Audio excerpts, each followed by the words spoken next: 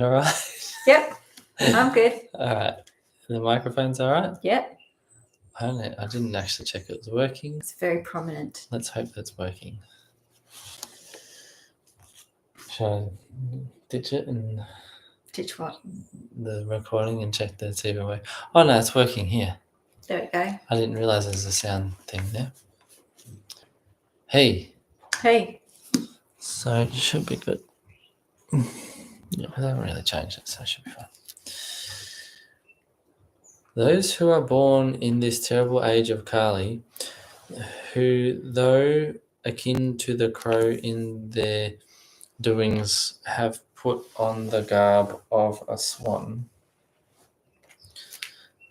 who tread the evil path, abandoning the track of the Vedas, who are embodiments of falsehood and repositories of sins of the Kali age, who are impostors claiming to be devotees of Sri Rama, though slaves of mammon, anger and passion, and who are unscrupulous, hypocritical, and foremost among intriguers. I occupy the first place amongst them. Were I to recount all my vices, their tale will assume large dimensions, and yet I shall not be able to exhaust them. Hence I have mentioned very few. A word should suffice for the wise. Entering into the spirit of my manifold prayers, none should blame me on hearing this story. Those who will raise objections even then are more stupid and deficient in intellect than myself. I am no poet and have no pretensions to ingenuity. I sing the glories of Sri Rama according to my own lights. My intellect, which wallows in the world, is a poor match for the unlimited exploits of the Lord of Raghus. Tell me, of what account is cotton in the face of the strong wind, before which even mountains like Meru are blown away? Realizing the infinite glory of Sri Rama, my mind feels very indifferent in proceeding with this story. Goddess Saraswati, Sesha, the thousand-headed serpent god, the great Lord Shiva, Brahma, the creator, the Agamas, Tantras, the Vedas, and the Puranas unceasingly sing his virtues, saying, not that, not that. Footnote. This shows that the gods and scriptures mentioned above, though ever engaged in singing the virtues of Sri Rama, are able only to touch the fringe of his glory and find themselves unable to describe it in full. That is why they make only a negative assertion of na iti, not that, meaning thereby that whatever is predicated of God falls much too short of his real glory and is at best only a faint indication of it.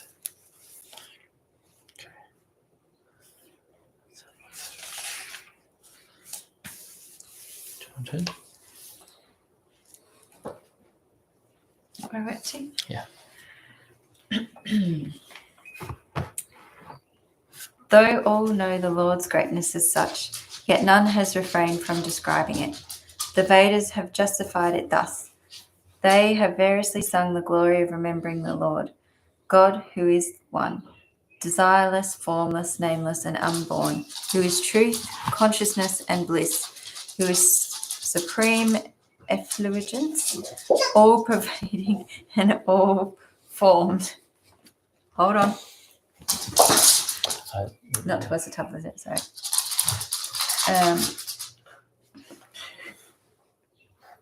Do you want me to read? No. He who has performed many deeds assuming a suitable form, that he who has done only for the good of his devotees, for he who is supremely gracious and loving to the suppliant. He is excessively fond of his devotees and treats them as his own. He has never frowned at him to whom he has once shown his favor. The restorer of what has been lost, the befriender of the poor, the Lord of the Raghus is a straightforward and powerful master. Knowing thus, the wise sing the glory of Sri Hari and thereby hallow the names, being supreme reward to their speech. It is on this strength, the supreme efficacy of remembering the Lord and the potency of his grace, that I shall sing the virtues of the Lord of Raghus, bowing my head to the feet of Sri Rama. Sages have sung the glory of Sri Hari in the past. It will be easy for me to follow that very path. Did you go? So, yeah. I read all that, so you go get it. If kings get bridges constructed over big rivers, which are too broad, even the tiniest ants cross them without exertion. Did you move the camera? I feel like I'm very much more in. Yeah, well, you couldn't even see him before. Reassuring the mind in this way, I shall narrate the charming story of the Lord of Raghus. Vyasa and various other top-ranking poets who have reverently recounted the blessed glory of Sri Hari, I bow to the lotus feet of them all. Let them fulfill all my desires. I make obeisance to the bards of the Kali age who have sung the multitudinous virtues of the Lord of Raghus. Even those poets of supreme wisdom who belong to the Prakrita or popular class, as opposed to the Samskrita or cultured class, who have narrated the exploits of Sri Hari in the spoken language, including those who have flourished in the past, those who are still living, and those who are yet to come. I reverence them one and all, renouncing all false appearance. Be propitious and grant this boon that my song may be honored in the assemblage of pious souls, a composition of which the wise refuse to honor. It is fruitless labor which only silly poets undertake. Of glory, poetry, and affluence, that alone is blessed, which, like the celestial river Ganga, is conducive to the good of all. The glory of Sri Rama is charming indeed.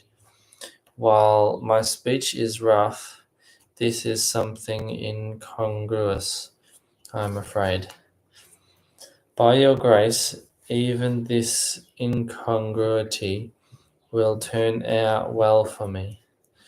Embroidery of silk looks charming even on coarse cloth.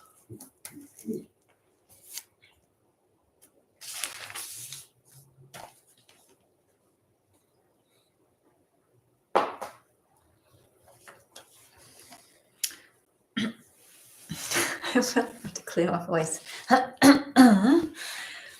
The wise admire only that poetry which is lucid and portrays a spotless character, and which even opponents hear with applause, forgetting natural animosity.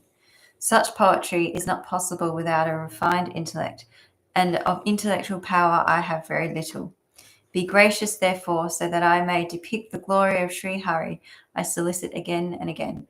Poets and wise men, lovely swans sporting in the Manasarovara lake of Sri Rama's exploits. Hearing my childlike prayer and recognizing my refined taste, be kindly disposed towards me.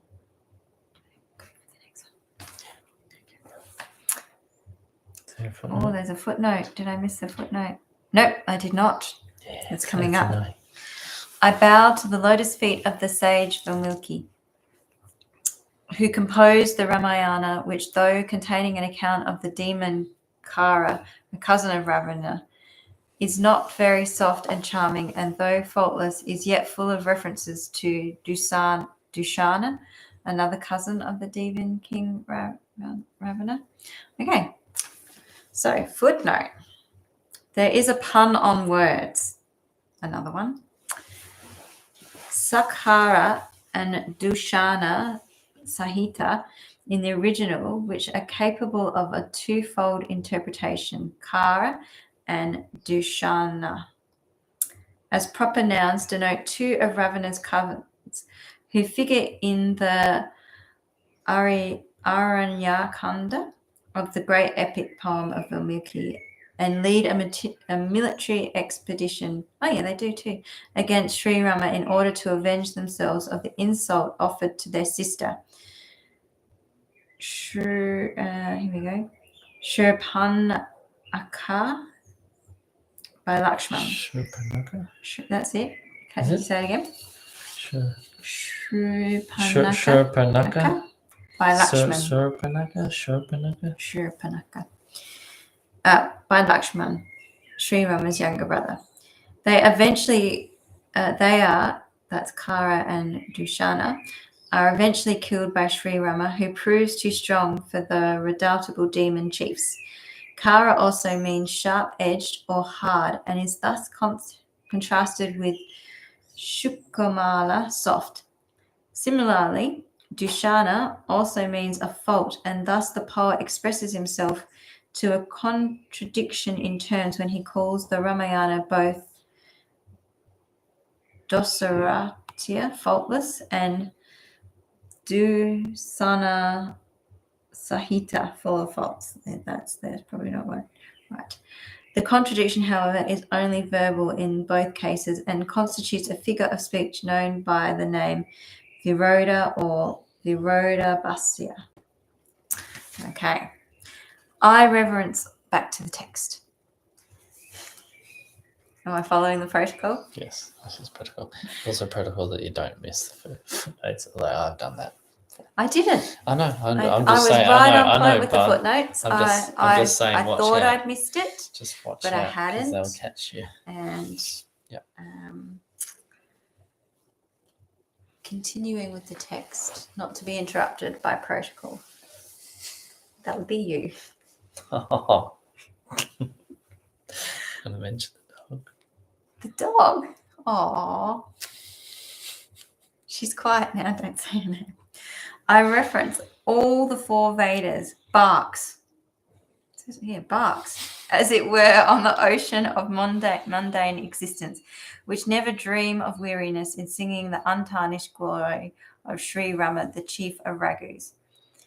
I greet the dust of the feet of Brahma, the creator, who has evolved the ocean of worldly existence, the birthplace of nectar, the moon and the cow of plenty in the form of saints, on the one hand, and of poison and wine in the form of the wicked on the other hand. Footnote. This has an indirect reference to the churning of the ocean of milk as described in the Puranas, by the joint labors of gods and demons at the beginning of creation, which yielded beneficent objects like nectar, the moon, and the cow of plenty. On the other hand, the pernicious substances like poison and wine. Oh, come on. Poison and wine don't go in the same category. Anyway, substances like poison and wine on the other. Oh. Okay, back to the text.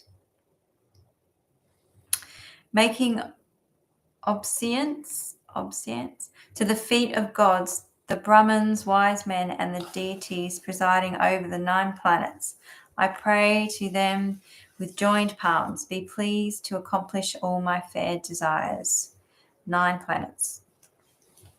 The other planets have not yet been discovered. What's that word? Yeah, obeisance.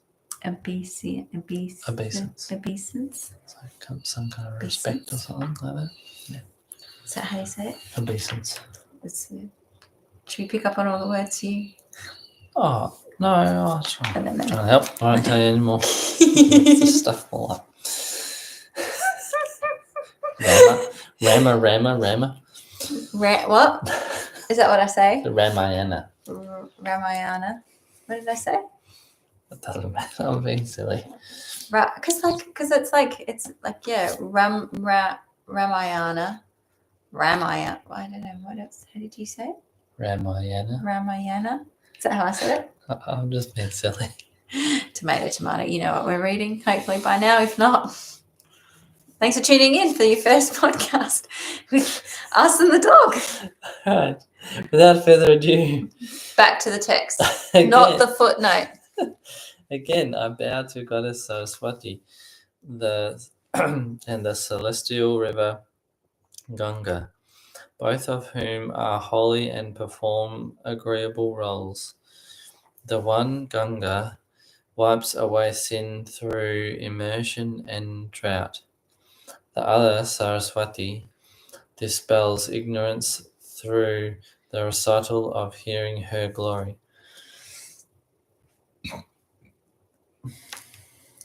Excuse me.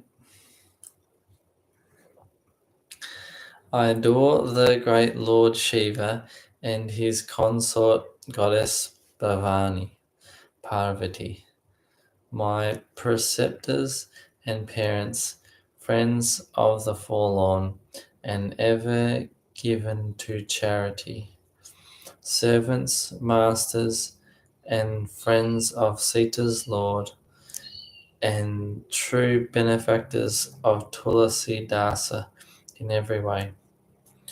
Seeing the prevalence of the Kali age, Hara and Girija, Shiva and Parvati, evolved a string of spells in the tongue of savages, incoherent syllables which yield no interpretation and require no repetition, but whose efficacy is patent, revealing Shiva's glory.